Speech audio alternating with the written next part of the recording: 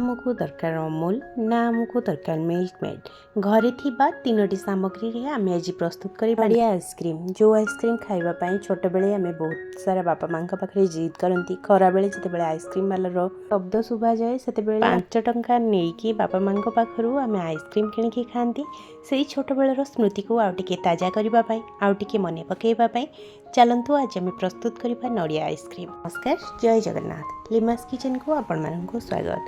आज आमे प्रस्तुत करिबा नडिया आइसक्रीम सेति पई भिडियोटी को स्किप न करी मूलरु शेष पर्यंत देखंतु। भिडियोटी जदि भल लागिला चैनल को सब्सक्राइब करिबा पई जमा भी भूलिबे नाही। जेहेतु आमे नडिया आइसक्रीम बनाउचंती सेति पई नडिया तो हमर निहाती दरकार। मु इठी गोटे नडिया को फटेकी खंड खंड करिके बाहर करि नेछि एवं तापरे देखंतु नडिया रे जो चोपा थाए कला रंगर सेटा को आमे बाहर करि नबा काहेकि ना जदि सेटा को आमे पकई नबा आइसक्रीम रे ताले आइसक्रीम टिके कलर भल लागिबो नाही देखिबा पई सेति मु सब चोपा को प्रथमे छड़े नहीं गोटे छुरी साहाଯ୍ୟରେ एटा बहुत सहजरे बाहरी जाई थाए। आपण बहुत सहजरे बाहर करि परिबे नडिया रो चोपा। परे एठी गैस ऑन करी बसई नीची 1 लिटर क्षीर को आमे भल भाबरे फुटिबा पई छाड़ीबा। 1 लिटर क्षीर को आमे आधा लिटर हला पर्यंत फुटेबा। क्षीर जेते भल भाबरे फुटी जिवो जेते मरिबो सेते खाइबा पई आइसक्रीम टेस्ट बहुत ही बढ़िया लागिबो। तापर ये देखो मु सब नड़िया तार चोपा बाहर कर नड़िया चोपा छड़ेला बेले जेहेतु लगी जाइए नड़िया उपर से मुझे नॉर्मल पानी रे धोई नहीं टिके भल भाव में तापर गोटे ग्राइंडर जार रे देकी ताको ग्राइंडिंग कर नहीं ग्राइंडिंग करवाटा बहुत सहज। आपण केवल 1 मिनिट कि 40-50 सेकेंड ग्राइंडिंग करेंगे जमा भी बेसी समय ग्राइंडिंग करेंगे। बेसी समय ग्राइंडिंग कले से नड़िया पूरा पेस्ट हो किंतु जदि आप अल्प समय ग्राइंडिंग करेंगे ताहले एटा पूरा खदड़िया रहिबो सहित बहुत ही बढ़िया लगे खाइबा।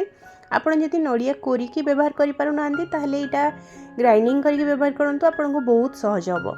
एठी देखंतु हमर क्षीर मध्य केते कमी गलानी फुटी फुटिकी से समय भितर क्षीर बहुत कमी जाइए। एबे आमे सेथिरे ऐड करि नबा चीनी। मुइटी 100 ग्राम पाखापाखि चीनी व्यवहार करिछि। आपण आपणक स्वाद अनुसार चीनी व्यवहार करिवे। आपण अधिका किंबा कम मध्य चीनी एठी व्यवहार करि परिबे। चीनी देला परे आ किछि समय ताको फुटै नेबे एवं तापरे ताको ठंडा होबा पई छाड़ीबा।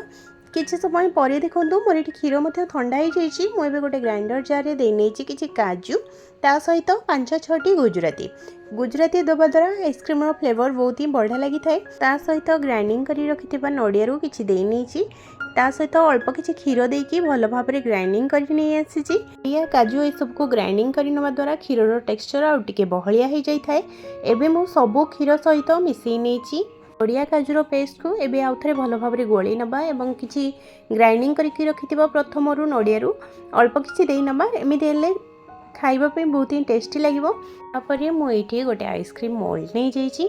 एबे सेथरे गोळै की रखिथिबा क्षीर नडिया सबुर मिक्सचर को देई नबा। प्रथमे मु एठी नडिया प्रथमरु ग्राइंडिंग करके रखिथिली सेथरो अल्प किछि रखि देइथिली एटा लास्ट को दबा पई।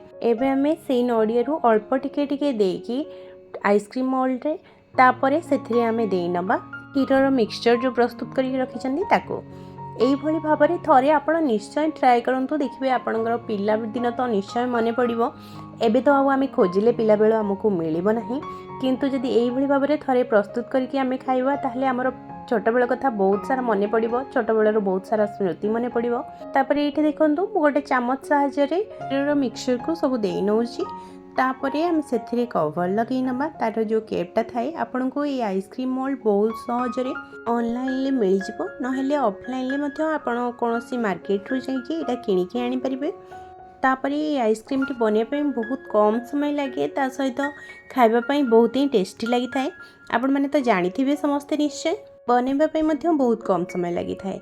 तेणुक आपण निश्चय बनातु एवं आपण पिला मानक सहित एवं आपण फैमिली मेंबर्स सहित शेयर करंतु।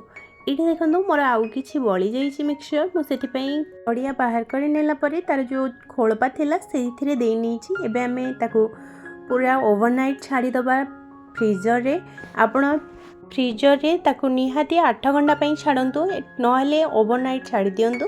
तापरे आपण सकाळु बाहर करके देखिबे एटा बहुत बढ़िया भाव में आइसक्रीम सेट हो जाइथिबो। तापरे एठी तो संगे संगे आपण आइसक्रीम बाहर करके खाई परिबे नाही सेति पई आपण प्रथमे ताको टिके समय 1-2 मिनिट पानी रे रखि नेबे नॉर्मल ठंडा पानी रे। तापरे देखिबे आइसक्रीम केते भल भाव में सहजरे बाहरी जाऊँगी, जमा भी भांगब ना, ता सहित बहुत ही बढ़िया भाव में बाहरी जीव। एबे तो आमर प्रस्तुत हो गला नड़िया आइसक्रीम। आपण निश्चय बनातु एवं आपणकर पिलाबेलर स्मृति को ताजा करूँ। आपण मैंने नड़िया आइसक्रीम खाइबा पसंद करुले कि नहीं मते कमेंट बॉक्स रे जणेबे। देखा पुणी गोटे नुआ वीडियो सहित रही। जय जगन्नाथ।